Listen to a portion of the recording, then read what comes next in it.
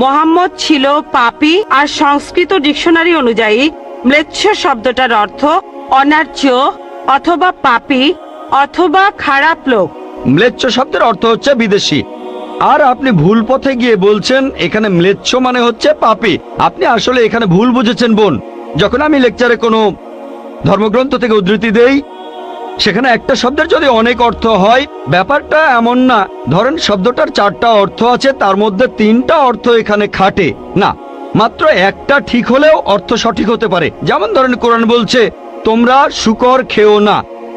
আজকে যদি ডিকশনারি খোলেন, এই শূকর শব্দটার একটা অর্থ হলো পুলিশ, অর্থাৎ পুলিশ অফিসার। তাহলে একটা অর্থ শূকর, আরেকটা অর্থ পুলিশ অফিসার। তবে কোরআন বাইবেল এটা বোঝায়নি।